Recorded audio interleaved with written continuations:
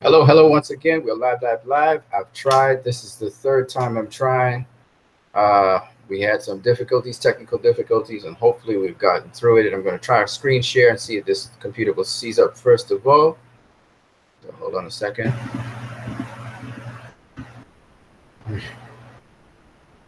All right, cool. Try the screen share. Let's try the screen share out again. Boom. Wow. Okay, hold on a second. Let's go. We're working now. So what you're seeing in front of you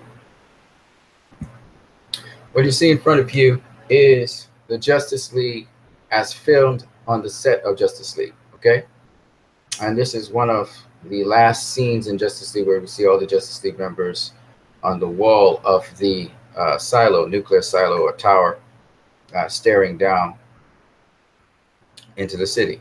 Right now, I want to talk about a number of different things. So let me start with this. All right, let's start with this. So there's a report out there that you know Fabian Wagner said that Superman wears a black suit. That he confirms that at least he took shots of Superman wearing a black suit. And I won't go into the actual article. I tried to do that a couple of times, but in this case, I won't. All right. But the article is from MovieWeb. I actually have the article somewhere around here. Here it is.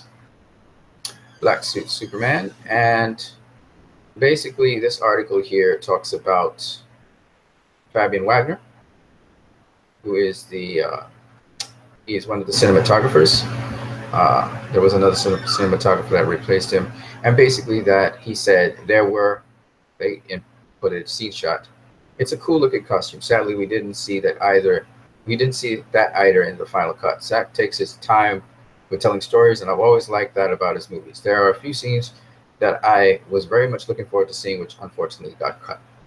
And just so you guys understand, I don't really have a problem if they actually has the black suit to show, and they didn't manage to show it. It's not a problem for me.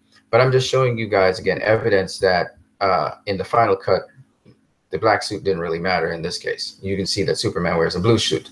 If you look at the behind the scenes footage as well, you see Superman wears a blue suit. But here's the thing that they also put in the article. Now it's unconfirmed.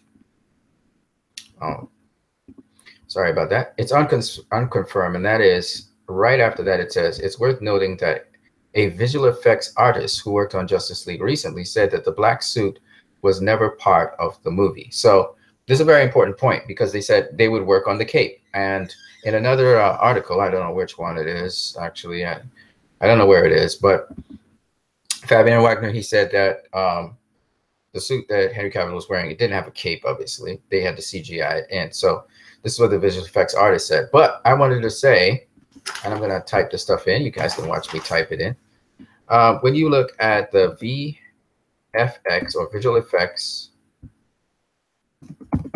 Justice League, you're going to find the art of effects somewhere. Here it is. Now, why I'm bringing you to this is not because I want to show you the art of effects, but because you need to always go to sources that are reliable. They must have names, okay? You're not just an unnamed source. That's not as credible.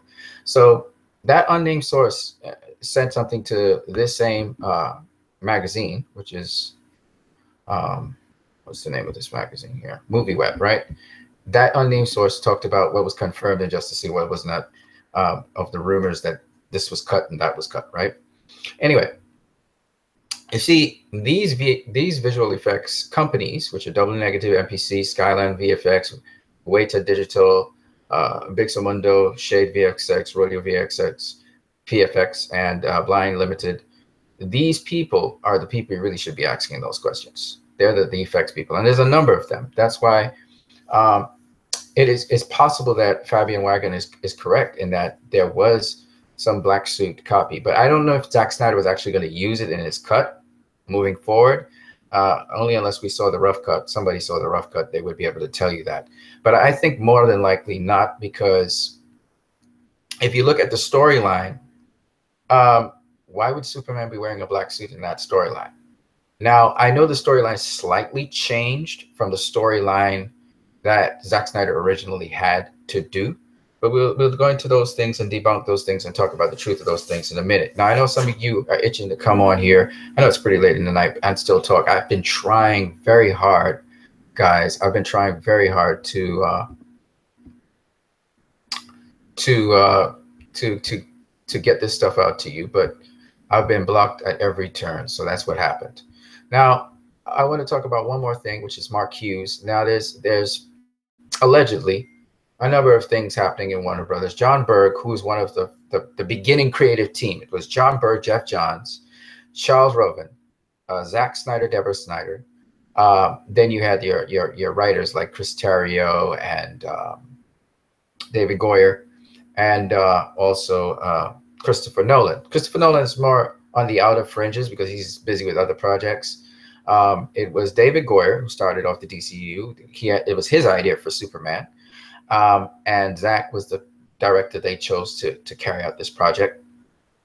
And along with them was this circle. It was John Berg, Geoff Johns, Zack Snyder, Deborah Snyder, Charles Roven, and then, of course, you have the writers, whether it be Chris Terrio or David Goyer or Christopher Nolan, okay? But those guys are more on the fringe. Even the writers, they're kind of on the fringe. The circle was John Berg, Geoff Johns, Zack Snyder, Deborah Snyder, and Charles Roven. That's how it goes. And it was allegedly thought that Charles Roven would move out, but he did move out, okay? And again, it's allegedly said that John Berg will move out. I don't know if that will happen, okay? Now, two things. Mark Hughes, his article, The True History of Zack Snyder's Impact on the DCU's Success. I want to talk a little bit about that because they're doing as if Warner Brothers was rushing things, and I don't agree with Mark Hughes's article. So let me go into that a little bit. You can see Mark Hughes's article there. You can always go and take a read. I'm not going to go through everything in his article. I'm just going to kind of skim through it, okay? Now, first of all, his projections are that according to the current trends, okay, good. It wants to move now. Yes, according to current trends, they think that it's projected that Justice League will hit somewhere around 650 million or probably less by the end of its run. I don't believe that, but that's what he believes, okay? I actually posted a response to Mark Hughes on Facebook to this Forbes article, and Mark Hughes has kind of followed up and is looking at changes in Warner Brothers, but I don't think that those changes are real changes. And I looked, and I also saw on Twitter that Aquaman is also in the process of being basically promoted. So they already started on Aquaman, okay? Now, first and foremost, I want to just tell Mark Hughes, whoa up, my brother. Still keep hope alive. Let's see how far Justice League goes, okay? I know you guys are watching at trends. I know you're looking at social media. I know you're looking at various indicators of whether this film is going to do well or not, if it's going to be crushed.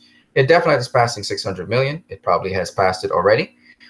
But the question now is, I don't want to talk about trends as yet. I don't want to talk about trends. I observed something, but I'm not going to say anything. I'm not going to talk about trends, okay, guys? But I can tell you this. Your efforts, all of you on the team, DCEU, Justice League Unite, you guys did a hell of a job, and we're going to keep on doing a job and keep on working. You have to keep working. But I want to tell you, you had an impact already. The dialogue, the way how people are approaching these things is changing, okay? But what I'm going to say to you guys here is I'm going to highlight some things because this can be damaging material for some people and the DCU fans. So let me talk about it because Mark Hughes is kind of wrapping it up because he's looking at statistics and trends. All right, let's start off with he's defending Zack Snyder with the true history of Zack Snyder's impact on the DCEU. And I want to say something to Mark Burns. If he ever gets this video, if you guys send it to him, tweet it to him, whatever. I don't think Zack Snyder's at fault for anything that's happening in the DCU right now. I also don't think Warner Brothers is at fault as much as people want to blame somebody and put a scapegoat. Warner Brothers is not at fault. They tried their best, okay? The executives of Warner Brothers are not at fault. John Berg is not at fault. Geoff Johns is not at fault. Joss Whedon's not at fault. However, I must say this to Warner Brothers. Whatever venture you go into, be careful of the public relations, the rumors that go on out there. This is a note to Warner Brothers. Somebody get this to Warner Brothers, because this is very important. How you appear in the public eye is very important. People think that Warner Brothers doesn't care about them. People think that the executives in Warner Brothers are selfish people who are trying to look out for their own interests. People perceive Warner Brothers as the true villain here, when that is far from the truth. The problem here is public relations. And Warner Brothers, the reason Patty Jenkins' movie did so well, besides the politics that Hollywood played in putting critiques on her movie. And let me say this also, Warner Brothers needs to pay attention to the directors who have done a hell of a job. David Ayer did a hell of a job, and he's been scapegoated as this villain. And a lot of people loved his movie, and his movie didn't sink. It didn't bomb out. Okay. Now, the public relations of Warner Brothers is the problem here. Damage control. Okay. If I had to say anything to Warner Brothers before I go into this little article here by Mark Hughes, and I'm going to correct certain things, I want to say Warner Brothers have a hell of an approach to how to do comic book movies. I love it. I'm glad they did it. It's a breath of fresh air in the industry. However, they have been severely and relentlessly attacked by the media and by the detractors. And these people are from the opposing side, Marvel. Whether I don't want to blame Marvel for anything, but I have to, especially the Disney Marvel fans. They have coordinated this attack, and they've successfully implemented it. Donald Trump used the same strategy, and I want Mark Hughes to listen. He was able to depress the vote for Hillary Clinton, and by people being disillusioned with Hillary, they didn't vote, and that's how he won the election. This is the same thing that these Marvel fans have tried to do. I've seen it in boxing, where they've tried to blemish and sully the name of a very great boxer in preference of another. I've seen it in movies, and right after, listen, Mark Hughes, pay attention to what I'm saying. Right after the movie is struggling and so on, they will use the name of the movie. They will use Justice League. I've been looking at it on social media. They've been using Justice League's name to promote Infinity Wars. They've been writing that name. They've been writing that name to promote everything, because that name is valuable. It's a hot topic. And I'm going to say this again. All kinds of things happen with me here, folks. So bear with me, because I've been having a rough time. Yes. Close. Okay. I've been having a rough time trying to get these videos out, and every single possible thing that could try and stop me from doing so is trying to do so. Okay. But the light must be shone. So, as I was saying, these movies were a threat. You would notice that Marvel tried to pattern after the style of flawed heroes. They started patterning it with Super Spider-Man. That was the next movie that they did this year. And now there's an attack on this movie, and it has been a relentless attack since this movie has been critically attacked. There's been an attack by people within the camp of DC. Okay.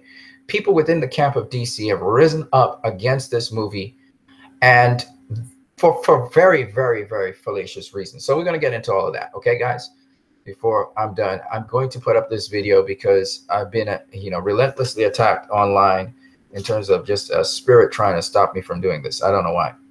So I'm going to put this up. Now, let me explain what I'm talking about. First of all, Mark Hughes, let's go into it. So he was talking about how he projects that it will be 650 million or probably less that this movie will garner. I don't believe so. And we will see. I believe already this week the tide has turned when it comes to this movie, but there's still a lot more to go. And by the way, I just want to tell you, from what I was looking at on social media, I haven't been saying a lot, but what I've been observing on social media is 9 out of 10 people who have seen this movie have on social media, in some forum or the other, said they liked it or loved it. The problem was that these people have not been actively expressing their love for the movie to stimulate other people, because you have this huge cloud of negativity over this movie, especially in major media circles, which are emphasizing on lies to be able to detract from the movie. So this is a good movie. So anybody who's seen this movie, they know it's a good movie. That's why I believe this movie is going to get past $700 million for sure, and may even go further than that. It will have legs. Don't worry about Star Wars. Thor Ragnarok is not worried about Justice League. Don't worry about Star Wars. I think Mark Hughes is being a little premature. I think Warner Brothers is being a little premature. I think everybody's being a little premature. Everybody needs to hold up. And if Warner Brothers can get that movie back into theaters, make sure that movie stays in theaters a little longer, you will get a rebound effect. But you have to be patient, okay? Warner Brothers already put out a lot of money. We know that. So what we have to do, and we are doing the repair work, Warner Brothers. I'm telling you, we're doing the work. I've been putting in the work. It's been frustrating because I've had limited resources at my disposal. Some things have been shut down. Some things have been damaged. That's why I couldn't be online to really pick it up like I would have loved to. But I can tell you from what I've been seeing online, I don't know about offline, but online, the attitude has changed, and the narrative has constantly had to be revised because I constantly debunk certain things. However, let's keep it moving. All right. So we have to get into this Mark Hughes article. I've taken a long time to get here, and we need to do that. First of all, let me stop this. Okay. We got 4 viewers. That's cool. That's cool. Guys, I'm sorry for being so late. It's really late in the night. It's 11 o'clock over here. I really wanted to do this a lot earlier, but it just didn't work out that way. I had a lot of technical difficulties, so I couldn't be online. We're going to try and wrap this up quickly. I don't know how quickly we'll be. We may take a little while. I'm going to carry you back to the article that I was looking at, Mark Hughes' article. I really like Mark Hughes, but I think he's a little bit wrong, and I think he's a little premature in everything he's saying. I know what the projections are. I've listened to John Campea. I've listened to these guys. I understand what they're saying, but I still seriously believe that they're being a little premature, and I think they should just watch a little bit before they make their observations on those trends, because those trends are based on a previous pattern. And I'm telling you right now, that pattern's changing on the ground. I can only speak for online. I don't know for offline. On the ground, it's changing. And we're really, the DCEU fans that stick with this franchise, and also that believe that this particular movie is worth the while. It should not, the message in this movie is just too good to just let this message fizzle out, because that will be a symptom of the times we are in. And that's not a good thing. But if it does happen, you know, we're gonna go down fighting. We're gonna go down fighting. We're gonna go down fighting. I'm telling you. So first of all, let me get back to screen share, and let me go back to the Forbes article, okay? And let's talk a little bit about that. Now, guys, I'll entertain your questions in a minute. Let me just go through this article first of all, okay? So in this article, let me skip to this part right here. In this article, he starts off by talking about, his first main point is talking about Man of Steel. And basically what he's saying is that Man of Steel was really David Goyer's and Christopher Nolan's idea that Zack Snyder was brought in to implement. So he was like for hire. He was this director that they thought would be well suited to do this. But before I go into that, I think Mark Hughes should really roll back the scroll a little bit to 2 other movies Zack Snyder directed, because Mark Hughes is assuming that Zack Snyder was this great critically acclaimed director, which he was not. He had a movie that was a box office flop in Sucker Punch, and a movie that was a box office flop in Watchmen. Okay, now the director's cut of Watchmen, everyone liked. The theatrical cut, they didn't. Again, Zack Snyder, his film was somewhat had to be truncated because, again, Warner Brothers wanted the film shorter. And Zack does not make short films, folks. Well, Man of Steel was short and Sucker Punch was short, but I mean, he doesn't really, he likes to take the time to tell his stories, as Fabian Wagner said. I mean, we all know this, right? And he does do a great job of telling his stories. Now, let me just make 2 very important points before I go on. Sucker Punch was a misunderstood film. It's a wonderful film. It's a brilliant film. It's highly misunderstood. Watchmen was a highly misunderstood film. The theatrical cut, I thought, was still a solid film, because I read between the lines. I don't need a movie to spoon feed me. Okay, I'm always constantly looking for the next step. Now, I thought, when I saw Watchmen, it blew me away, and that's what made me read the comic. Zack Snyder makes you read comics, okay, because he appeals to your higher sense of reasoning. And not only that, but if you're somebody who's a no-nonsense kind of person and you really don't have time to waste, Zack Snyder will make sure your time is used properly. Okay, that's my personal opinion. All right, but anyway, these were two movies that were once again harshly criticized by the critics. Not as bad as Batman v Superman, but nonetheless harshly criticized by the critics. And this is the director that's coming on board to do Man of Steel. Now, as much as it was, and he's correct, David Goyer had written the script for Man of Steel. It was his idea, actually, his conception. And Christopher Nolan, they discussed it, and they brought Zack Snyder on board. Zack Snyder was the one that took the film in the direction he wanted it to go. You see, the ultimate voice in a film is in the hands of the director, not the scriptwriter, not the producers. It's always in the hands of the director. He determines what he wants to do with a film, and the scriptwriter now has to kind of conform with it. But do understand, and this is something I think that Mark Hughes misunderstands. Zack Snyder was never alone in making any movie. He had the support of Christopher Nolan in Man of Steel, David Goyer, and then, of course, he had the circle of people: John Burke, Geoff Johns, Charles Roven, Deborah Snyder. Those 5 people are very important to the DCEU. You cannot have the DCEU exist without John Burke. I don't care what nobody says. John Burke is not supposed to leave the DCEU. He must not leave. John Burke is very important. Geoff Johns, Charles Roven, Zack Snyder, and Deborah Snyder. These people are very important to the DCEU. They are very important to the DCEU. It's just what it is. So when Mark Hughes starts to talk about the executives, I can't agree with him, because the people who come up with these ideas are those 5 people. And in the beginning with Man of Steel, Christopher Nolan and David Goyer. They pitched the idea, and then Zack Snyder was brought in to execute that idea. Okay, so he's right about this. Wasn't really Zack Snyder's baby per se, but Zack Snyder was brought in. Now, they thought that this was going to be a deconstruction of heroes, but Man of Steel is not a deconstruction of heroes. Man of Steel is Superman. But the thing about it is, for once, someone has actually thought out Superman and placed him in contemporary world today. And this is what the challenges he would face. This is the background he has. And just having powers doesn't mean that everything goes well.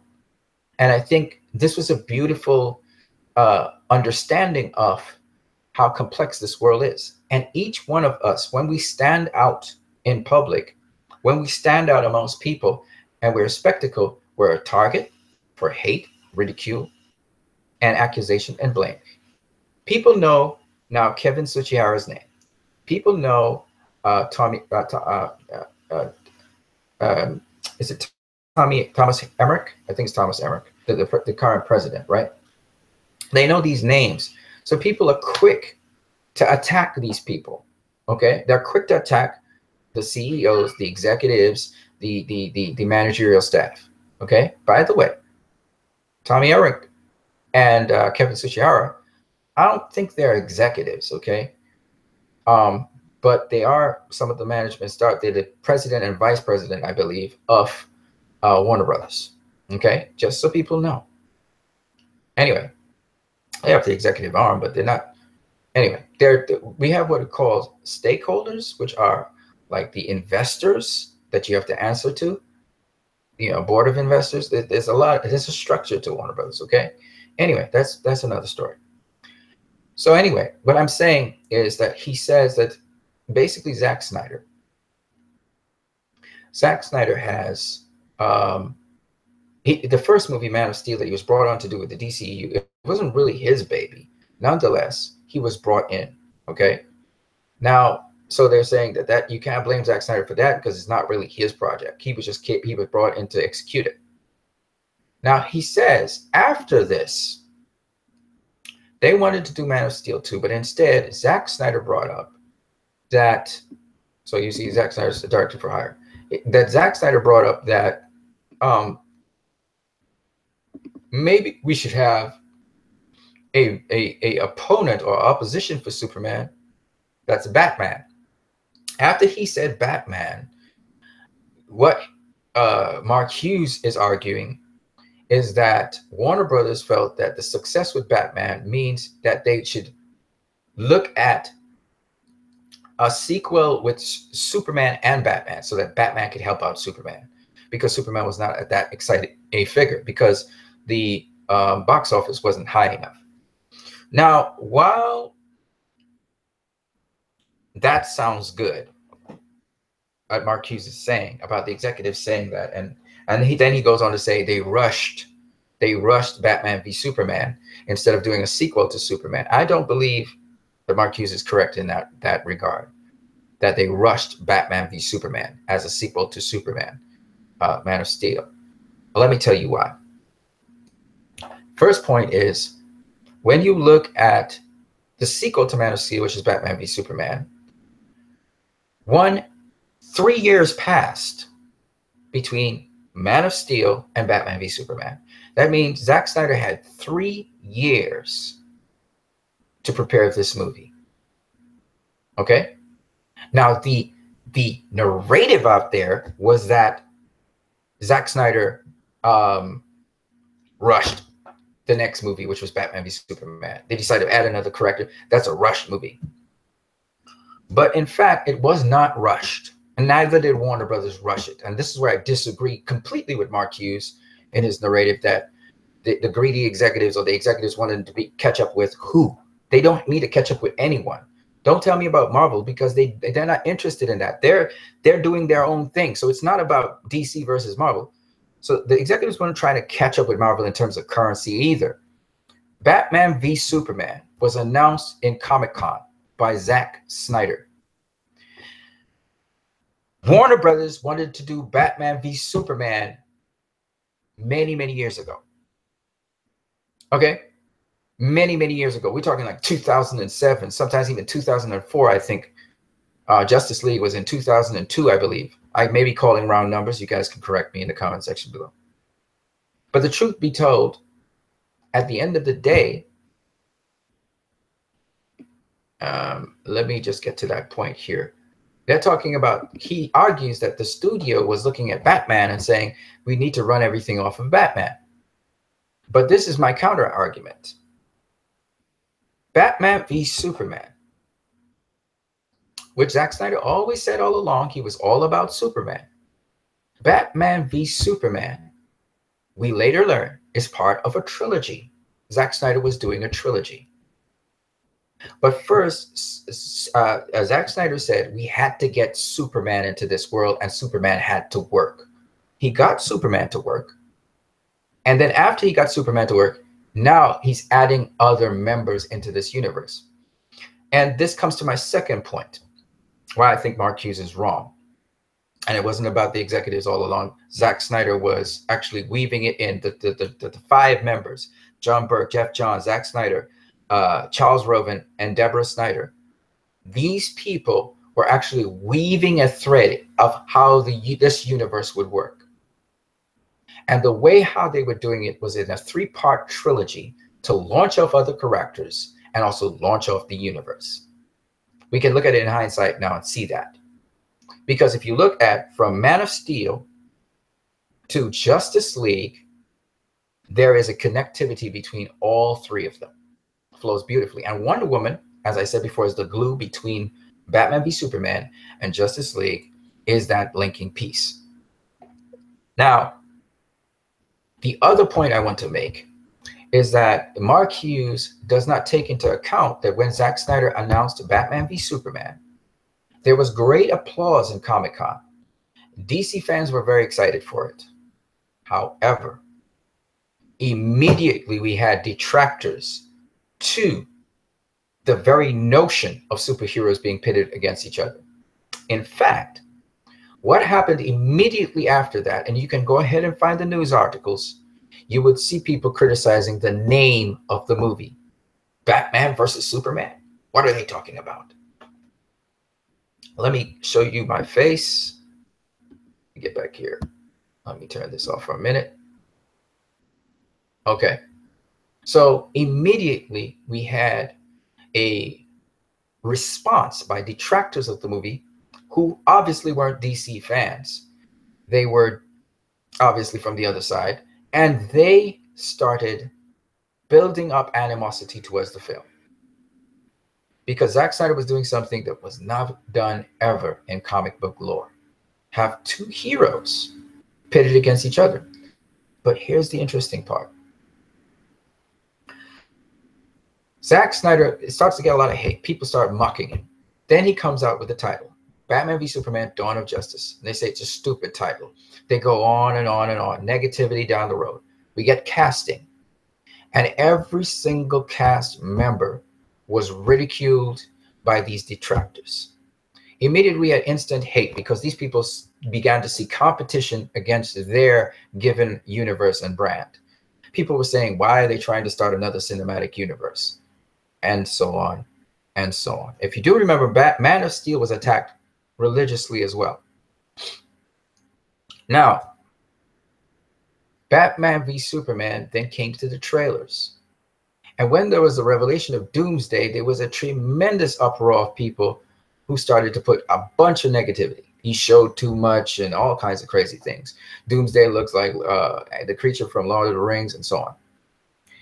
But I want to make you understand why Warner Brothers did not learn their lesson as yet. And they needed to learn their lesson. But I'll get to that. Now, I wanted to show you my face because I want you to get what I'm saying and why it's important. One, this wasn't Zack Snyder's baby. This wasn't Warner Brothers who was dictating things. This was an effort, first of all, by the creative team. I think this is the core of the DCEU. But also, I want you to understand, Batman v Superman was up until weeks before it came out in cinemas. Weeks before it came out in cinemas, it was a 3-hour or 2-hour, yes, 3-hour cut. It was weeks before Batman v Superman came out that the board or the executives or whoever they answered to decided that this movie had to be truncated to at least 2 hours. It couldn't be a 3-hour long movie. At the last moment, and Zack Snyder spoke about this on Collider Video, that the change happened at the last moment. So Zack Snyder and his team were scampering to chop down the movie within weeks of its release, which was absolutely incredibly difficult to do. That was Warner Brothers' fault. I blame Warner Bros. For that and their executives for doing something stupid like that. That was stupid. However, let's be realistic here. Looking at Zack Snyder's track record, I don't think the critics would have ever given him the benefit of the doubt on that. He may have gotten a higher percentage critically. More critics would have liked the movie, but not that much more, okay? Because the trajectory of his movies continuously were rotten. He had had rotten movies since his 300 movie. Every single movie after that was rotten. That's right. Even Owls of Ga'Hoole. Except for Watchmen. I think Watchmen was a 75%. Yeah. Now, let me make a point about this now. So, Zack Snyder, the critics didn't like the movie. They said, and they gave scathing reviews. He never had much vitriol like this ever. And this is because, again, we had the Marvel Cinematic Universe by Disney. And that universe, as we clearly can see, is trying to take a monopoly now on comic book movies. They're trying to buy out Fox. They are trying to be just like what Disney is in animation. They're trying to take over, and they've been trying for the longest while. And the reason Warner Brothers is they've been trying to destroy the DCEU and Warner Brothers. I'm not saying the executives of Marvel per se, but the people, the fans, is because it's a threat. It has been a threat to Marvel for the longest while. And these people know what kind of content the DCEU has. Anyway, Zack Snyder goes on to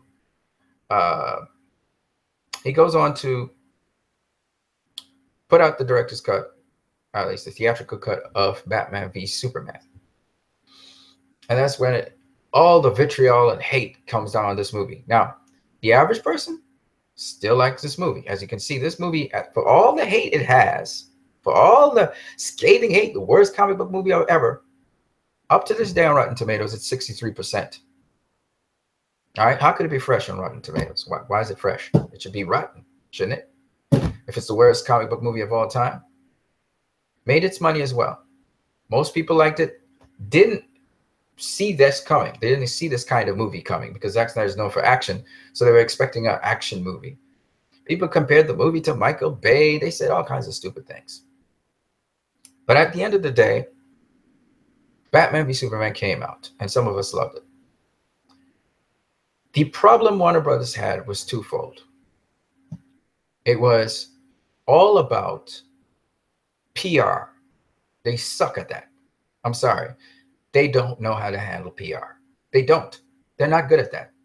They can put out a perfectly good product, and at the last minute, everything can go to smithereens because they don't pay attention to the rumors building up, the lies building up, and they don't respond to them immediately. However, in the case of Wonder Woman, Patty Jenkins made it a point to constantly answer any rumor about her movie.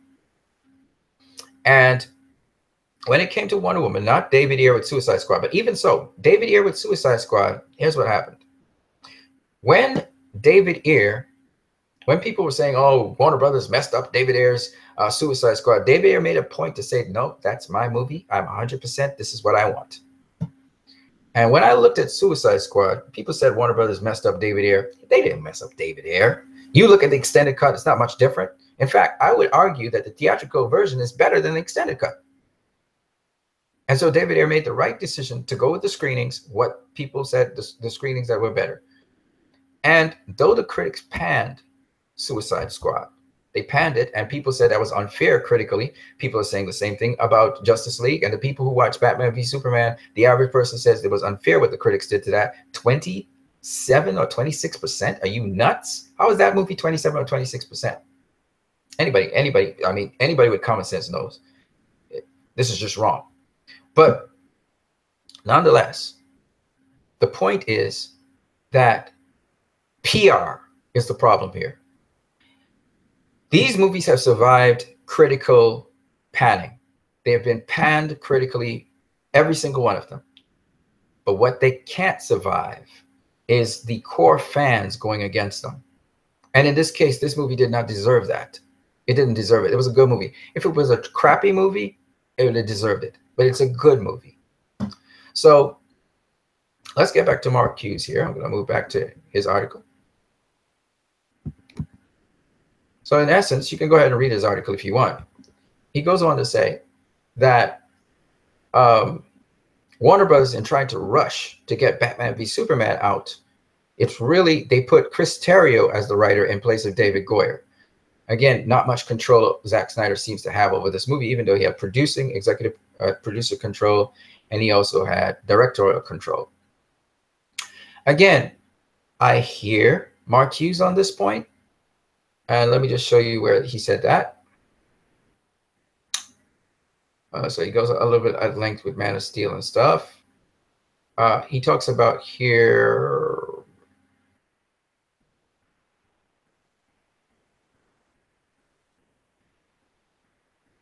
So he talks about the studio trying to hurry up to get Batman in there, and that's not true.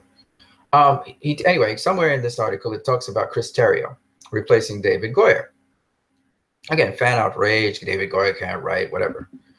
But the truth be told, Chris Terrio, even though he did come in with Ben Affleck, because Ben Affleck at the time was a producer that was hitting gold all the time, and he was a good director. Chris Terrio did come in with Ben Affleck, but it's not that Chris Terrio basically recreated a new storyline. The story came from Zack Snyder. David Goyer was writing the story, and basically Chris Terrio rewrote the same story David Goyer was doing. All right, that's basically what happened.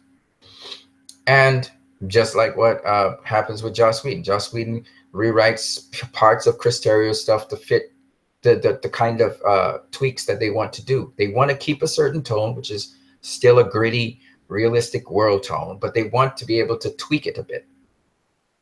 So what happens is Chris Terrio gets brought on. People say, well, Ben Affleck came, so Chris Terrio came with them. Okay, but at the end of the day, Zack Snyder's a director. So Zack Snyder is not really busy with who's the screenwriter per se, because he's going to take whatever the script the screenwriter gives, and he's going to put his own flavor to it. And clearly, what we saw from Batman v Superman was a brilliant polyphony of plurality of meaning and polyphony of character. Shall I say characters passing the baton in being protagonists in the movie. Okay, you're seeing multiple different perspectives. Again, a Zack Snyder trait. So Zack Snyder's direction never changed in this movie, and the tone of the movie was still Zack Snyder tone. It was still the tone set by Christopher Nolan and David Goyer. And the point I'm making is this: as Warner Brothers tweaked their product, they're not tending. Warner Brothers never wanted to move away from that product. They just wanted to tweak the product, okay, and keep it moving. And in them doing so, they were able to the executives this time. The only thing I felt anyway, the executives were able and everybody on board, because they want everybody to be somewhat comfortable as they're doing it. Everyone on board as they were tweaking it with Batman v Superman to get that serious tone, to keep the character serious. They realized that everything seemed to be firing right. Everything seemed to be working right, but they hadn't catered to PR. See, PR is the thing that nips certain things in the bud, so people would take your universe seriously. Now, they listened to the audience, but they continued on in the direction they were going with Man of Steel.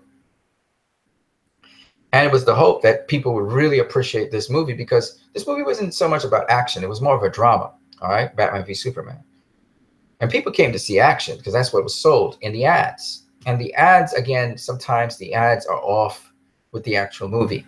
And that was a problem. Again, PR. So anyway, he was trying to say that because Chris Terrio was on board, Zack Snyder didn't really have full control, and you can't blame him for what happened. We're not trying to blame Zack Snyder. We're not trying to blame Warner Brothers. We're not trying to blame Ben Affleck. And I think he's trying to protect Zack Snyder at the expense of Warner Brothers, or at the expense of the executives. Whether the executives now are throwing blame all around the place, or they are in an uproar and their hands up in the air, is irrelevant. Here's the relevant part. Warner Brothers took a risk in moving this direction. And the important thing to understand is they tried their best, but they left public relations. They left that part out of the equation. Now, after Batman v Superman, which people considered a debacle, it's ridiculous that the Martha moment is even considered a moment that is bad. It is not. I always say that. And I think there's knuckleheads that can't understand it, quite frankly. But besides that, after Batman v Superman, Suicide Squad was a big thing, and there was a lot of hype behind it. And again, people talked about scenes being cut out from the advertisements to whatever, but there's a process, as we all know, when movies are being made.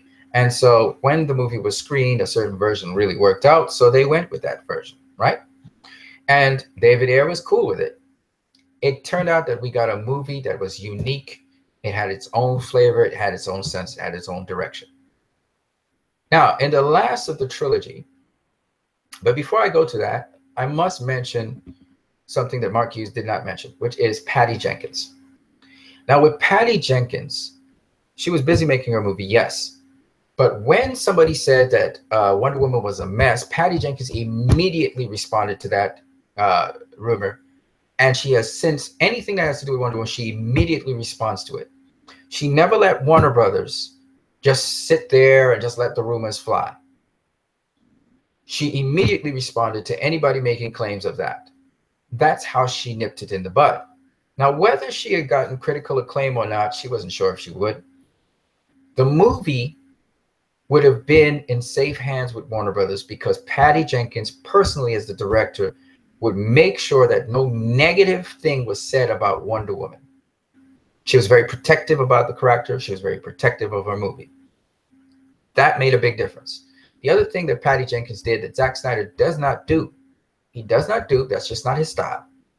Like James Cameron, she stood up and she argued her case for why certain scenes must be kept in the movie.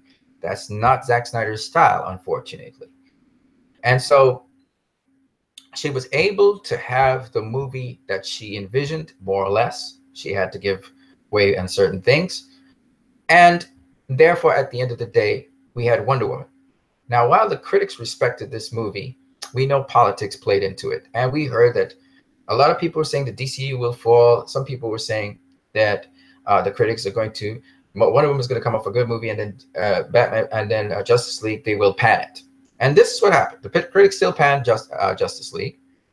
Warner Bros. Tried to win their favor, and they really did a great job with the color palette of this movie. I got to say, this is the most beautiful of Zack Snyder's movies in all of them I've seen because of the color palette. That was just, it was still his tone, it was still his style, but the color palette was just beautiful. Some popping colors in there. Still the gritty style, but more popping colors. Anyway, so the idea was they were going to move off into a more brighter future. It would still be very realistic, but now in the age of heroes, it's going to be a little bit more brighter. So we can have the Aquaman movie, which, as James Wan said, is an action, adventure, swashbuckly kind of movie, which is kind of more lighter, but yet still dark. And that's where they were going. That's the direction they were heading in. So the transition with Justice League was to be brighter. It had to be brighter. Yes, Zack Snyder probably, when you see his cut of the movie, if we ever see his cut of the movie, depends on how far the movie goes. I still think the movie will make $1 billion at the box office. We have a lot of weeks left, and we have a lot of time left. And even though Star Wars is coming around the corner, I'm going to spend my time invested in Justice League. I mean, it doesn't matter if there are 2 or 3 people left. I'm not giving up just like that. I'm going to spend my time, invest my time in Justice League to see it through to the end. Okay? And why I'm doing this is because I want you to understand that hope is there even when other people don't have it. And when this thing turns around a bit, it's not going to turn around violently. It's not going to turn around tremendously, but it's picking up steam nonetheless. When it turns around a bit, I want Warner Bros. To remember this. We the fans, we're going to make your movie turn around. But do remember this. And remember it well. You in any way tick off the fans. In any way. You've done it before with Batman v Superman. I won't say you really did it with Suicide Squad. I'll give you a pass on that one. I'll even give you a pass on Justice League. But if you make the mistake and tick off the fans, you're going to get this kind of lashback that you got. Even though this is not a justified lashback. The fans had the perception that you were hustling this movie to make money, and that's why you wanted a shorter time instead of giving the best quality movie that could be gotten. This is what the fans perceive. And why this movie is struggling right now, and it's not over, but it's struggling, as much as everybody wants to say quit, it's struggling, is because they perceive that. You must have good public relations. You must keep your fans in the loop as to what's progressing with the movie. Don't let the media do that. They'll run amok with you. Because I'm going to say this again to Warner Brothers. When you think you're befriending the media, when you think they're going to be on your side, some of them are. Like guys like Mark Hughes, they're on your side. Mark Hughes is on any. He tries to give the benefit of the doubt to any company, whether it's Marvel, DC, whether it's Paramount, Fox, Disney, whatever. He tries to give the benefit of the doubt because he understands the business end of things. But let's be abundantly clear about something. If you don't correct things and nip them in the bud, Warner Brothers, you have a great property here. I'm hoping you don't reset the clock with this movie. That's why this movie has to make $1 billion. It has to. It has to. It has to. It has to make $1 billion. But if you don't nip things in the bud, Warner Brothers, you got to be sharp. You got to allow your directors to put forward the vision they have. But more importantly, somebody needs to speak up, whether it's Jon Berg, Geoff Johns, and Jon Berg should not lose his position in Warner Brothers. I'm going to say it again. Warner Brothers needs Jon Berg. Warner Brothers needs Geoff. Well, he's a DC guy, but Warner Brothers needs Geoff Johns. The last guy that was removed, the last president shouldn't have been removed, but it's okay. Now we have Tommy Emmerich. Tommy Emmerich, or I hope I'm saying his right name. I can't remember what his name is. But Tommy Emmerich is also a good president. I know he has to take the responsibility, so they may move him out. But these guys are integral to the forward movement of the DCEU. And let me say something else, because I have one more thing to say. As much as people are trying to defend Zack Snyder, I don't blame him at all for anything that happened here. I don't blame him. And people say he makes crappy movies or whatever. Listen, Zack Snyder worked his butt off to launch this DCEU. This is what I blame. Bad PR. Bad PR. And no, Jon Berg doesn't have the role for that. But bad PR. Warner Brothers still doesn't understand that they're living in an adverse environment where there's literally hostility and people biting at the bit to see them fail. And you just look in social media. They've been trying for the longest while. People have been predicting the failure of this DCEU. They want it to fail. You have to understand you're in a caustic environment. Patty Jenkins was able to negotiate that and nip rumors in the bud. Rumors are dangerous. We're going to work hard with Warner Brothers. I want to see this movie succeed. I have a personal investment in seeing it succeed. And so I will work as hard as I can. And I have been working, while everybody doesn't know, when I'm not making videos, I've been working as hard as I can to make sure that happens. But in the meantime, Warner Brothers needs, yes, they do great surveys and all those things, but they need to seriously, listen, this is very important. They need to seriously get their PR in order. And they put out good movies. They're solid. But when you see Zack Snyder's vision for Batman v Superman, which is a masterpiece of a film, you gotta say that was the cut that should have been in the cinemas, Warner Brothers. Now, you guys messed up on that. You want to make short movies, but as much as they're good, this movie was solid. But I can only imagine what a longer version of this movie, taking the time to breathe, would have done. I understand short and sweet. I understand if it's painful, it's short. I understand the logic behind it. I understand your surveys that you took and people said it needed to be shorter and people disliked it, said it'd be short. I understand it. I thought it was a sufficient length. I thought the story was good. But it can be better. Too many people in the background work their asses off to see this movie succeed. And it has so far fallen short of the success that was expected of it. Of course, the major culprit is public relations. Public relations. Okay? This movie is going to make at least It's going to break even for sure. We're pretty sure about that. Is it going to make some money? It's going to make some money. Definitely. We wanted to make more. We, the DCEU fans that are still here for you guys, still here for Warner Brothers, still here for Zack Snyder, we want to see more. Now, so people were talking about how damning this was at Mark Hughes's report. I just think, though, that there's one more thing I haven't said. There's one thing in his report, again, he's kind of missing out on. Mark Hughes thinks that Warner Brothers was kind of on the fly trying to get up to that money status level, and they were throwing money to it wasn't ad hoc like that.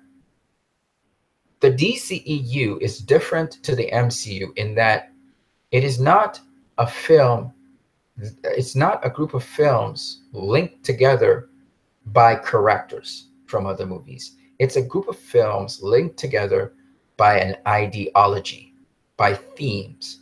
Zack Snyder does what is known as literary realism. Dostoevsky, that he referred to, is a literary realist or romanticist. And these guys come with ideas, and these stories are linked by ideas.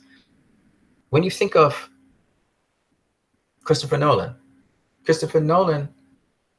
is similarly, sometimes, most of the time, he is a romantic or a literary realist. That means they're coming from opinions and ideas, sculpted philosophies, and they're bringing these philosophies through. So the interweaving philosophy of the DCEU is, what is a hero? How do we become heroes? How can people who are not heroes do something that's heroic? And many, many different questions around being a hero. Can you be a hero? Can I be a hero? Can someone persist as a hero in the face of everything going wrong? Is hopefulness something that only ends in positive outcomes?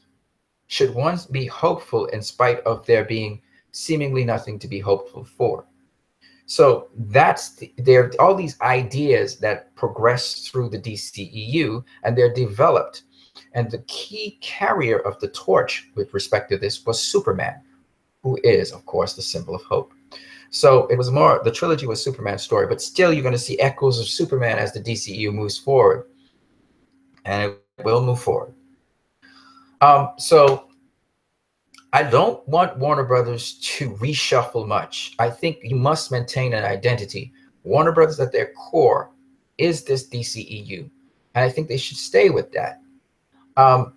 I understand they're trying to cater to younger audiences. That's why I think Justice League is the perfect movie that families can actually carry their children to see. There are one or two words which are, they're abusive language. But by and large, it's rated PG-13 for that purpose. But it's really one your kids can go see. Everybody can go see. I have gone to the cinema, and every time I've gone to the cinema, it's been packed where I am. Of course, I'm outside of the United States. I'm in Trinidad and Tobago. And what I've noticed is people of all ages, even including little children, were laughing at times in this movie. And there was not much to laugh at, to be honest with you. But as a DCEU movie, it had some humor in it, and that was great, refreshing. People credited it to Whedon, but it wasn't really Whedon. It was actually Zack Snyder. It's one of the ironies of the whole thing. Whedon actually did more of the serious parts, and he didn't really do that much. He did a little bit more than he did throughout the movie. Coming to the end, actually the middle and most of the movie, in the middle and the beginning, was Zack Snyder, and coming to the end, Whedon did a couple things, and it mostly had to do with dialogue. So when you see Henry Cavill and they had to do reshoots, it was mostly dialogue. It wasn't that the story was changed as much as people think, but it was that Whedon did over some dialogue parts to knit together things that are a little bit different. All right. Okay, guys, I don't know how many of you are still up. It's a weekday. Some people are probably asleep. But I just wanted to go through Mark Hughes' his little speech here. You can go ahead and check out more about these things. Now, I wanted to just go into something else here. Trying to cover everything here. Trying to cover all my bases. Yes. So there's this. He suggests what Warner Brothers should do to finally fix the future of the DCEU.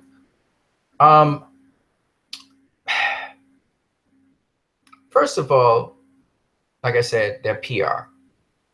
They have to be much more alert and agile to rumors, because the cleverness of this was that the rumor was fixed in people's minds, leading up pitting two directors against each other. Deborah Snyder could see it from afar. Zack has been very quiet on this issue, but I think I understand Zack Snyder. Maybe I'm wrong, but Zack Snyder lets things play out. He said his piece in the movie, and then he wants you and me to start taking control and starting to do something. Wonder Woman started a movement, and I think Justice League is going to start another movement, because if you haven't paid attention, Zack Snyder's movies have an impact on people. Why would Zack Snyder let those little children, think about what I'm saying now. Remember what Deborah Snyder said. Not Deborah Snyder, Patty Jenkins. These things have indelible impacts on little children's minds. Why do you think Zack Snyder let those little kids go to see the screening of that movie? He knows it has an impact on those young minds. And I invite people to carry your kids to see this movie, because it's very important for some of this, I wouldn't say subliminal messages, but they need to see it. It's going to change their lives. It's going to have an impact on them, just as how Wonder Woman did. And don't worry about it. Let them laugh. Let them joke. But it's something that Zack Snyder is saying in this movie about darkness and hoping in the midst of it that inspired me to continue doing what I'm doing right now. And I don't care if there's just 1, 2, or no people listening to me right now. It doesn't matter. It's not about feedback anymore. It's about hope, and hoping in the face of whatever is there. And that's why this movie is a very good movie. It basically is helping my life, and hopefully helping yours, and helping other people's lives. And that's what Zack Snyder as a director does. He likes to make things that matter. He likes to put things in people's minds. And of course, people are resistant to change, especially when there's something new. People still talking about how bad Batman v Superman was because they didn't like seeing themselves on the screen. They didn't like looking at themselves in the mirror. So a lot of people were offended by that movie. They thought they came in to see Batman throw down with Superman. Nope. Now, I'm thankful for what you did, Zack Snyder. I want somebody to get this to Zack Snyder. If you're on Vero, tell him that there's a guy on YouTube. He comes from a little country of Trinidad. And he's thankful to Zack Snyder for what he's done with the DCEU. And he says to preserve that message, this guy is going to do whatever it takes to let people see the virtue of these movies. You know, I had a difficulty today, all kinds of problems, but I felt compelled to do these videos. I just had to. Something in me said, no, this is far more important right now at this time in the world for us to turn a blind eye to it. The way how the world is right now, no. And while people reject this film because it's a Zack Snyder film, so the critics panned it, which was stupid, because the very things that these liberal critics believe in, that they post in their articles, Zack Snyder spoke about in a much more effective way.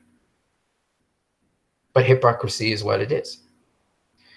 Let's get into, so Mark Hughes has an article, you can always check it out, what Warner Bros. Should do to finally fix the future of the DCEU. And John Berg, he moves out of Warner Brothers leadership as the studio reacts to DCU failures. I don't think they should move out John Berg. I'm sure he will be somewhere in some capacity somewhere in the background. But I must say, John Berg is a hell of a guy. And it's unfortunate that some of the good people, they're trying to move them out, it seems, or put scapegoat people. And I don't think it's right. I don't think it's right. I think this team is the proper team. I think the problem was PR management by Warner Brothers, not PR management by John Berg, PR management by Warner Brothers, period. That's their only problem, Warner Brothers. Your PR. You do great advertisements for your films. They're spectacular, gets people excited for them. The problem with it is Aquaman is now going to suffer because of this lashback on Justice League. Even though he was an incredible character, I can see some lashback. Even though it's a different director, I can see some lashback because of that. But there's going to be lashback irregardless. Even if this film makes $1 billion, it's going to do so slowly, or slower than was expected, and that's a problem. See, it's not just about making money, it's about making huge amounts of money early so you can pay back your investors. And then even if this film makes $1 billion, which would be cool, the money's don't come in fast enough, you're going to be in trouble. So there's all kinds of things going on. But Warner Brothers needs to stay the course. They need to stay the course. Now they're let me get back to here. Oh, it's almost 12 o'clock. Man, I've been on this thing for a while. I'll take you guys' questions in a minute. I'm so sorry about this. This is pretty long. Yeah, so John Berg should not be removed. I don't think that's a smart decision again. I just don't think so. Charles Roven, John Berg, Zack Snyder, Deborah Snyder, Jeff Johns, these are invaluable people. Zack Snyder is very, very valuable because he's connected to so many things that help all of these different directors and movies. God damn. The thing that really hurts me, man, the thing that really, really hurts me is the fact that this was a good movie and people have been goaded into hating on it, supposedly in the name of Zack Snyder. And the sad thing about that is that in so doing, they've actually sabotaged Zack Snyder, the DCEU, and everything. But we're going to fight. We're going to fight. All right. Oh, there's so many people in here. All right, let's start off with Leroy Kong. Hello, I'm not giving up on the DCU. Justice League is doing well. It's doing good. I mean, I won't tell you. Let me say it this way. There is a shift in momentum in Justice League. I can tell you that. At least in terms of social media, yeah, there's a shift. But I'm not giving up. No, I'm not giving up, Leroy. You can be guaranteed of that, my brother. We're going to stay the course. We're going to stay the course. Dave Ethan. Neither do I, Leroy. Absolutely. We need to educate. There are just a couple of things we have to do, really. It's just be excited, educate, recruit, and just keep it going. You know, when we were organized, Suicide Squad did epically well because we were organized to take the brunt of the attack. This attack has been fierce. It has been some really dirty people did some dirty things, Leroy Kong. And we just have to try and clean up the mess. So it is what it is. We're going to clean it up and we're going to get it done. And we're going to get it done. All right. This is the third. We're coming up to the fourth weekend. Next weekend is Star Wars. We're going to work all the way through it. I don't think I'm going to go to Star Wars. I don't want to boycott Star Wars. I want to see it because I don't want to boycott it. I know it's a Disney film, but I don't want to boycott Star Wars. But I definitely am going to go try and mobilize support for Justice League. As long as that movie's in theaters, I'll be out there working the trail, baby. Leroy Cohen, again, Justice League is being sabotaged. Yes, we know it's been sabotaged. We've seen it with Batman v Superman.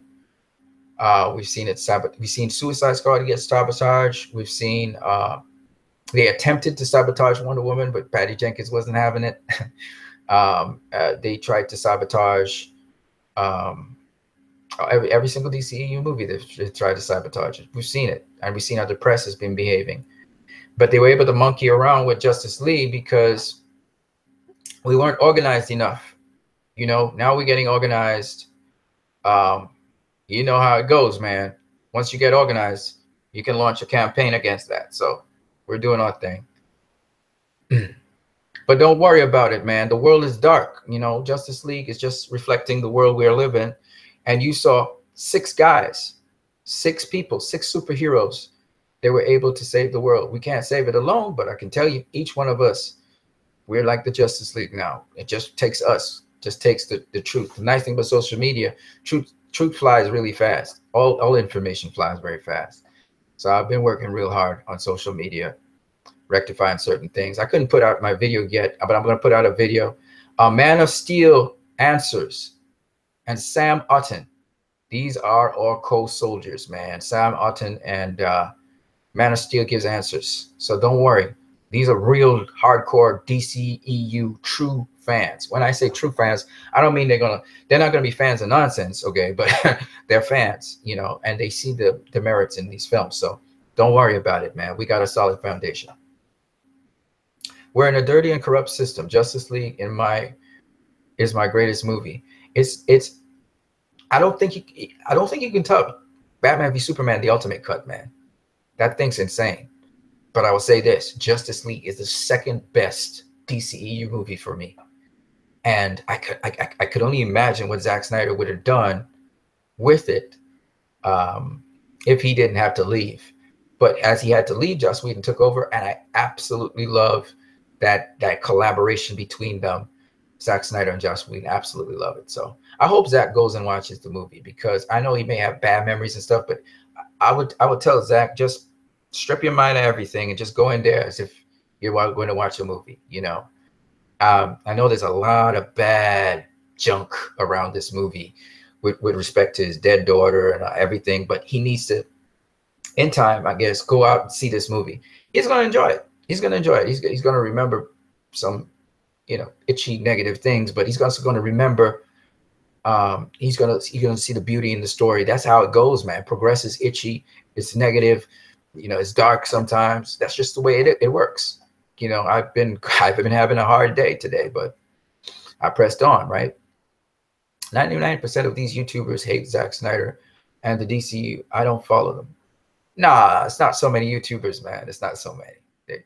There's a lot of people who love Zack Snyder, man. But I'll tell you this, Leroy. I'll tell you this. When it comes to the DCEU, it's a special thing. It's never been seen like this before. This is something special. And Zack Snyder's a fearless director, man. This guy does not pull any punches in his direction. I think Justice League would have had the tone it would have had. It would have been funny and everything. That's Zack Snyder, because they're transitioning out into Aquaman. Aquaman, James Wan said, is going to swashbuckle, kind of funny, remind you a little bit of what did he say? I can't remember what movie they talked about. So there, you know, the DCU is lightening up because now we have our heroes, right? It went through that dark patch with Batman v Superman because it was at a transition point, you see. So that's the only reason. But Leroy Kong, Zack Snyder is my #1 director ever. I got a couple directors who are good. I mean, I love Zack Snyder. I wouldn't say he's the #1 director in my book, but he's had a tremendous impact on my life. So I'm very grateful to him for that. There are many, many great directors, you know, and there are many great directed films. I told you, guys, go and see 2049. God dang it. Blade Runner 2049. Beautiful film. Beautiful film. Beautiful film. Blade Runner 2049 is a beautiful film. Box office flop. Warner Brothers again. Don't know why, man. I don't know why. I guess it just didn't vibe with people. And then I heard some people say the movie was boring. I don't know if people are intelligent. Like, we have dumber and dumber people who want everything now, and I don't know what's going on in the world. Like Alfred said, I don't recognize this world.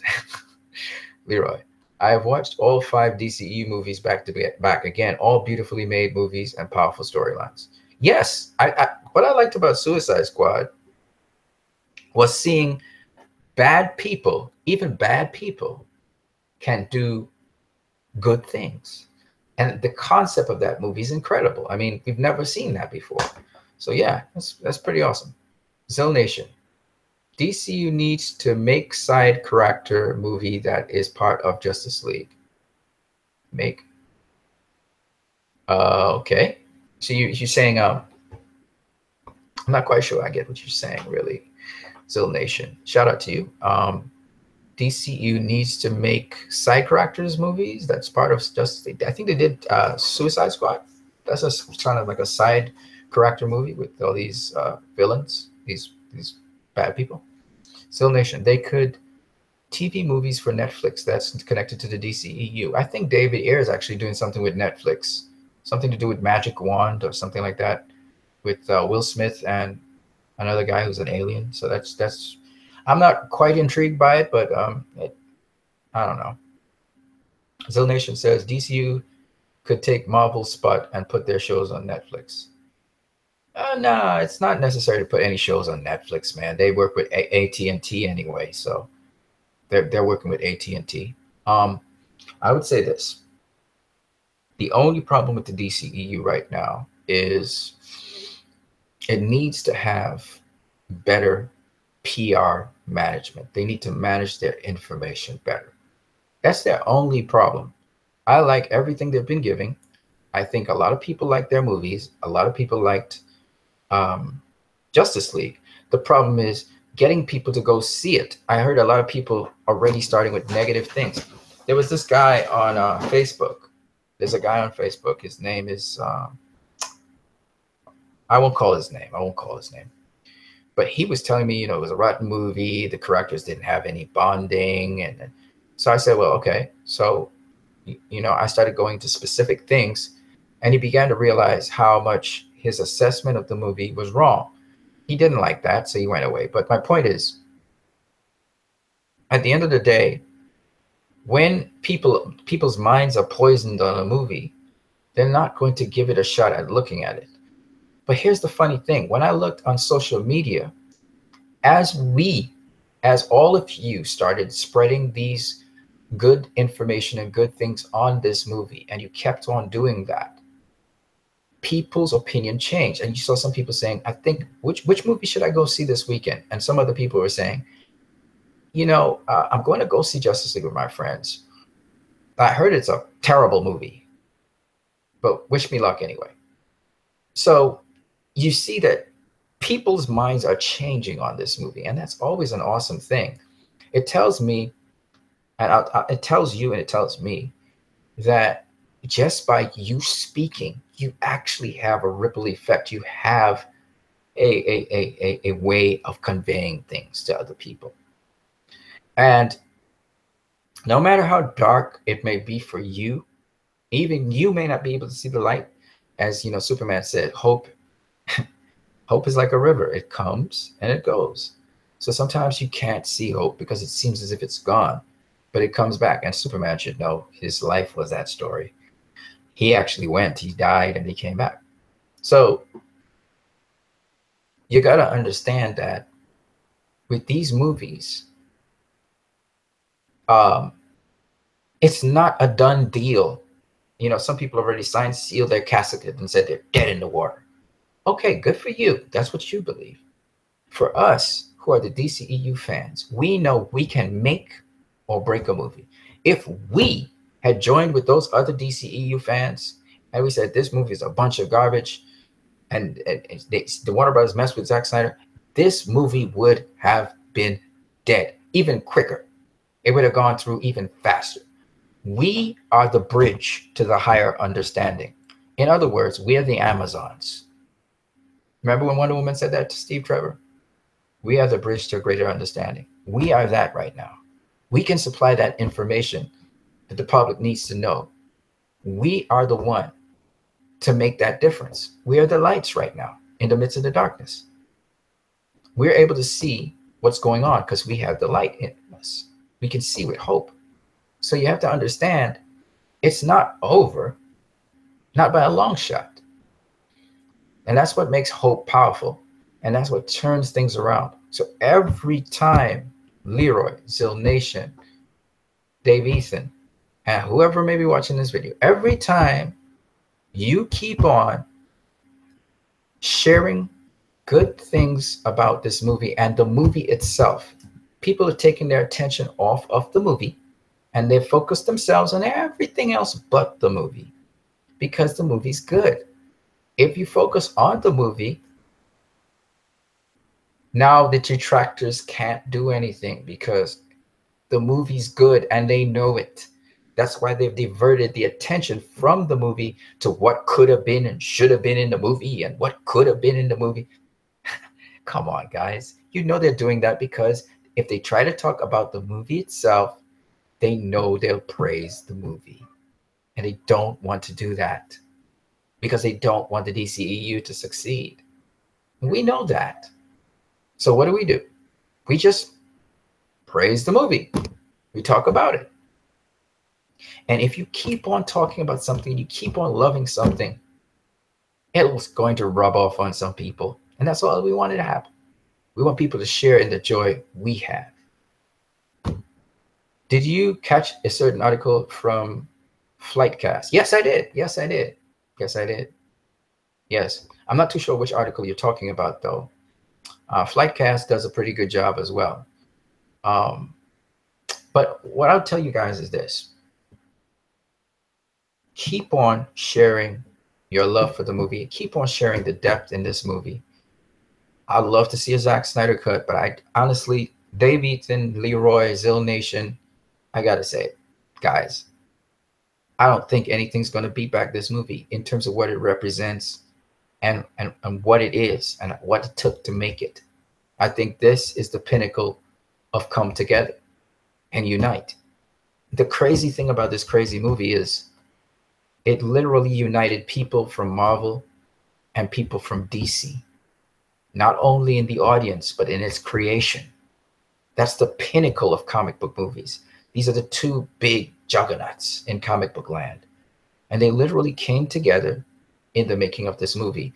That is a beautiful thing which has possibilities beyond our imagination. We cannot let it die. We saw Wonder Woman bring peace between the Marvel Universe and the cinematic universe and fans.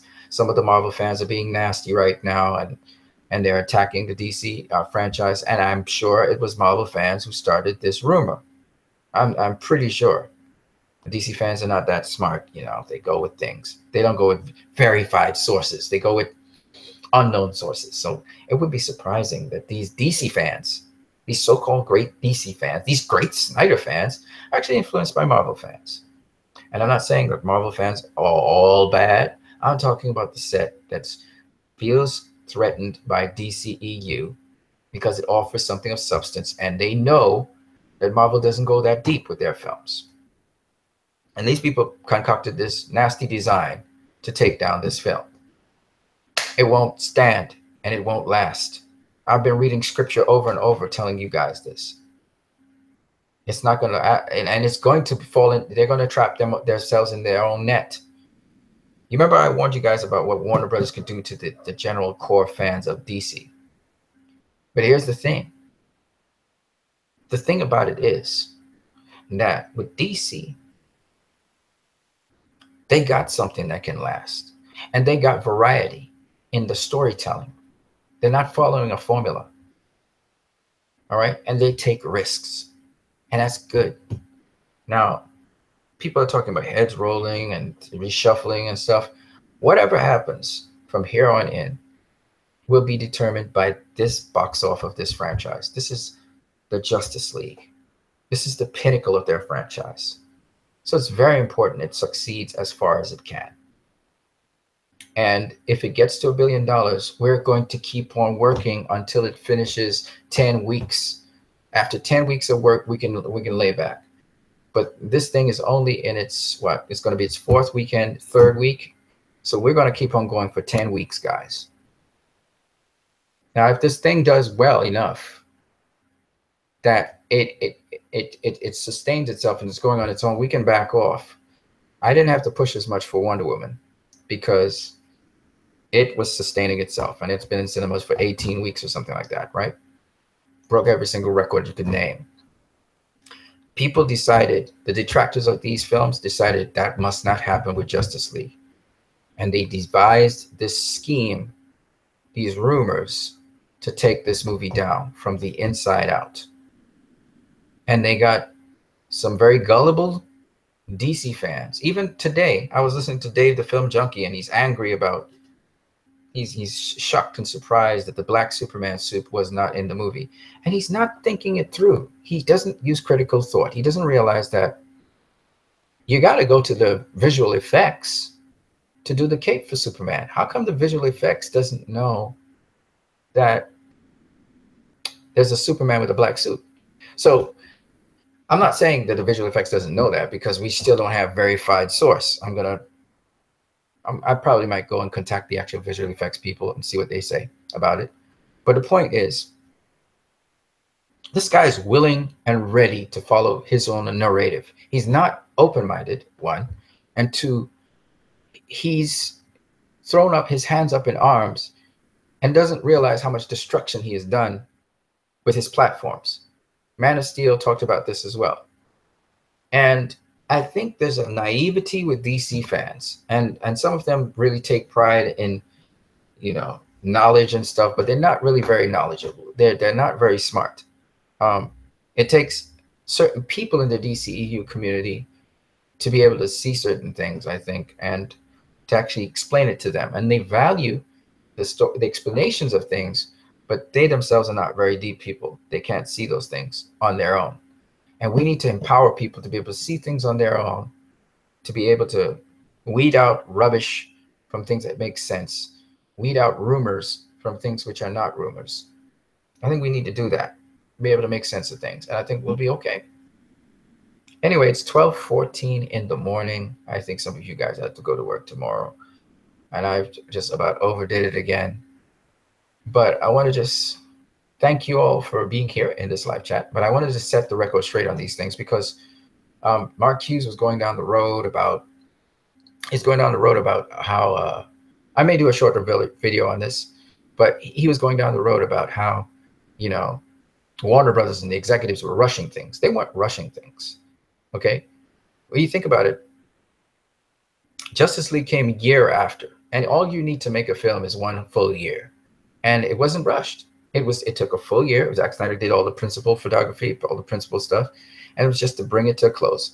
Zack Snyder was the one.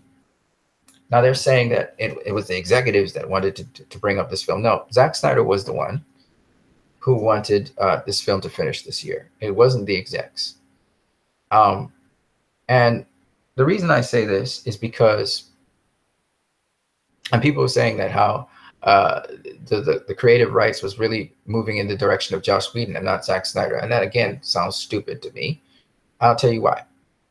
Zack Snyder did 100% of the principal photography. If you look at almost all the stuff that Zack Snyder did, it still has his Snyderism. So how could it be that Joss Whedon was taking over control of the film? It doesn't make no sense.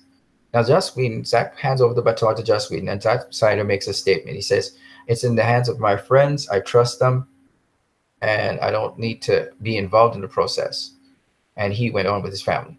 And I'm just saying to you guys, all I believe is a very stressful environment trying to make a film, and there's a lot of politics involved in-house, which we don't need to know about. I'll tell you this, that at the end of the day, Joss Whedon did very little to this film in terms of content and contribution. And Zack Snyder did the bulk of this film. And of course, when you come with a new director, he's going to have some sort of influence on the film. And yes, the film wasn't quite finished with its CGI, especially of Henry Cavill's lip, but it has since severely been improved. And it's very hard to really tell the difference between the CGI now and his live things. You can tell a little bit at the end when Superman's racing the Flash. His face looks a little bit weird. You can tell sometimes in the middle section where he was talking to Lois Lane, when he smiled a certain time, his lip looked pretty funny. But other than that, you can't really tell. in the movie, and that's good.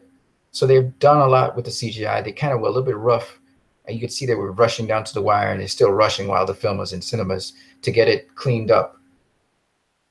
Which, unless you know that he had a mustache problem, you wouldn't probably have detected it. But the point is, at the end of the day, they did the best they could with this movie. They did the best they could with this movie.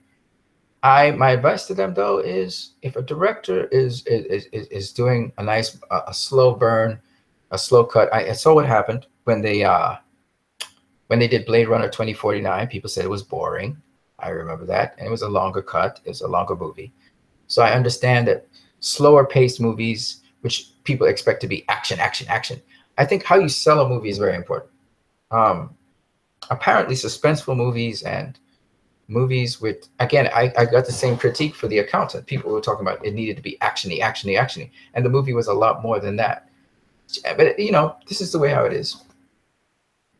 I spread the good word from day one, and I have seen it 14 times. Yes, I've seen it 7 times. I'm going to see it the 8th time tomorrow. Sometime tomorrow. I have some business work and some stuff to do.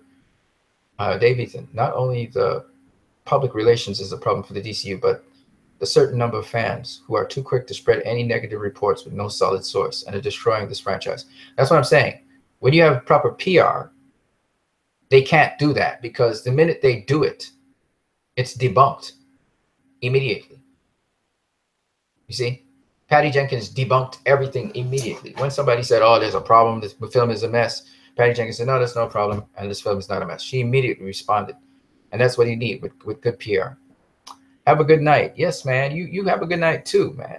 You have a good night too. Yeah. So, guys, I'll catch you guys tomorrow. But once again, I think Mark Hughes is wrong about Warner Brothers rushing these films. They weren't rushing these films. As I said before, they just need to get on top of their public relations. That's it. Nothing else I had to say. They can collect data on this as well. But at the end of the day, this was just bad PR, negative PR that spun out of control. And that's why this happened. As to the fake fans, what we have to do, Dave, Ethan, Leroy, Zill Nation, etc., is we have to form a community. So we're forming a community, the DCEU community, and we need to keep on circulating positive things about these movies and the virtues in these movies. We have to continue. Not only that, but we also need to percolate into society. This must make a movement where we are trying to be better people, and we're trying to inspire hope to people in society as well. We must not let this movie go to waste at all in any way, shape, or form. And let's keep pushing. Let's keep grinding for this movie to do well. But remember, it's not just the movie, it's what it symbolizes. We need to also display that. So, yes, guys, I wanted to get this done. It's a little bit long, but I wanted to get this out there on the airwaves, some positive vibes. To Mark Hughes, keep your head up, Mark Hughes, and don't write off this movie yet. I know the numbers at present don't look too promising, and the trend it's going in. But you got to hang in there a little bit, Mark Hughes, and watch to see what's happening. I know you got to be realistic. You got to crunch the numbers for what they are. But at the same time, we're not going to be on any illusion, but there's something happening. So I would advise Mark Hughes to just keep his eyes out. We're still trying to grind on the ground. We have a ton of more work to do, but we're working hard on the ground. So just pay attention. Let's see what the DCU fan base can do. The real, I don't want to call them the real DCU fan base, but the dedicated DCU fan base. And we're growing in numbers. And we're going to come out. We're going to come out. Don't worry. And also for Warner Brothers, we need to let them know we're still supporting you. We're still backing you 100%. We're backing you 100%. You know, sometimes people are fooled into doing other things, but we see through the nonsense, and we're going to back you 100%. All right, you guys, have a good night.